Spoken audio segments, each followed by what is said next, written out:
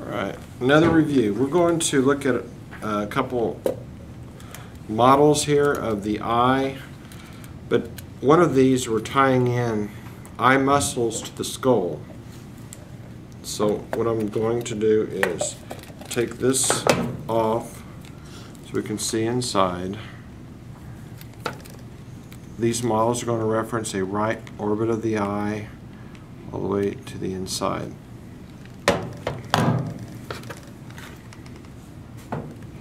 It's the right eye. You can see there's the frontal bone. There's the sinus of the frontal sinus. I'm just showing you another area of it. You can see the crista galli. This is ethmoid bone. There's the cribriform plate right here. So the olfactory bulb, the cranial nerve number 1, will be sitting right down here. This is a medial to lateral view. I would be lateral. This is in the midline. This is the perpendicular plate of the ethmoid bone. And you can see it sitting at the very base of this model. That would be vomer. So our reference is nasal cavity here, and there's your nasal septum in the midline. You can see part of the orbit of the eye.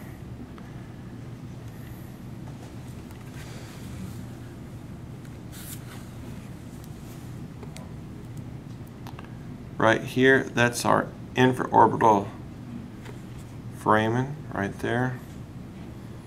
We can't see the supraorbital foramen.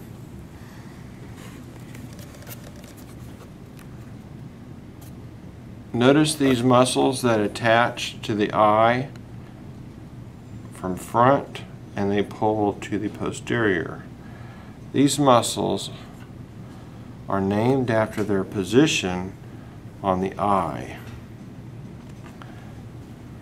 You can see it right here. These are called the rectus muscles. Notice how they are straight. Superior rectus will rotate the eye up. Medial rectus rotate the eye medial. Lateral rectus will rotate the eye laterally. Inferior rectus, inferior gaze, because it pulls the eye straight. The two that we have to be concerned with, it's a little difficult to see this one, but I have to kind of turn, is this area right here. This is our inferior oblique muscle that literally pulls that eye from the bottom, from posterior to the anterior, and literally it rolls it at an superior medial gaze. SO4, LR6, everything else 3. All extrinsic eye muscles and intrinsic eye muscles are cranial nerve number 3, oculomotor, except 2. These are superior oblique, which you can see underneath here. Let's see, right about there. Inside this superior aspect and medial against the ethmoid bone, you can see the belly of the superior oblique muscle right there. It's kind of hard to get that angle. And it goes through a little sling, a trochlea. I'll try to show it. There it is, good angle. Goes around this little sling.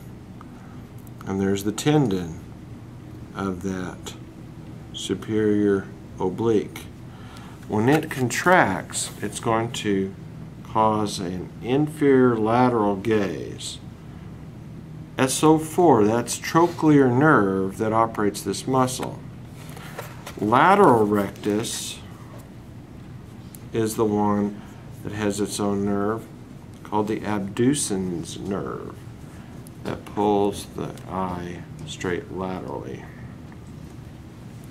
Intrinsic muscles of the eye, that would be the ciliary bodies and ciliary muscles. This is what's going to basically contract, and that would be constriction of your pupil, putting tension on the crystalline lens inside the eye.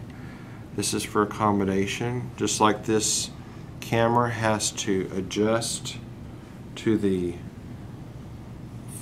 near and far away. That's called accommodation, and that is that cranial nerve number 3 doing it. We can see coming off the posterior aspect of the eye is the cranial nerve number 2, optic nerve.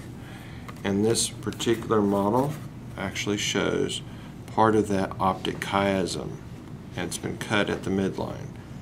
And once again, optic nerve is the only cranial nerve that crosses the midline right here.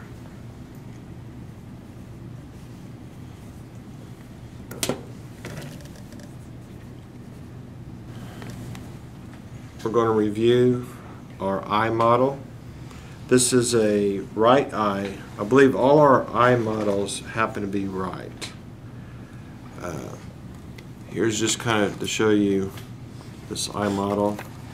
Right eye, so this would be on the right side, and you can actually see these muscles really nice. The superior rectus overlying the superior oblique. Notice the inferior oblique is actually more superficial than the inferior rectus muscle. I'm going to use the model that actually has a coronal cut. It's been broken, but this has a lot of detail, so I'm going to use this one. And the student's going to assist with the list so we can not miss anything. So down your lab manual. Conjunctiva.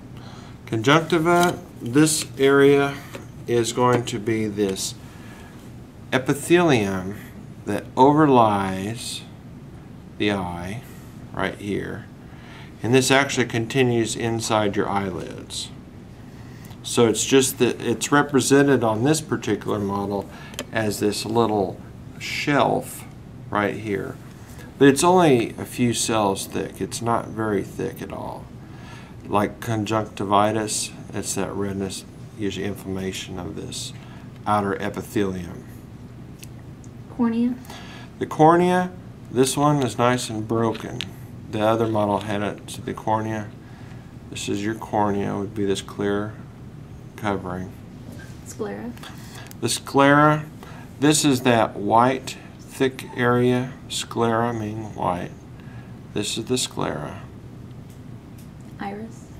The iris, as we can see, this one happens to be colored. This area right here, all the way around, this is the iris. Pupil. The pupil is the opening, kind of like an aperture of a camera. Ciliary body. Ciliary body, we have to go inside. So we're going to remember right eye. And also note, I'm tipping it straight down for you. Notice the optic nerve is on the medial aspect of the posterior part of the eye. So if I show you a posterior aspect straight on, this is medial side over here, and this over here is lateral. So notice it comes off to the midline. This is optic nerve. This is one of the only true nerves that through the nerve itself you have blood vessels. Usually this is in between some of the connective tissue layers of the bundles of nerves. This is one of the only few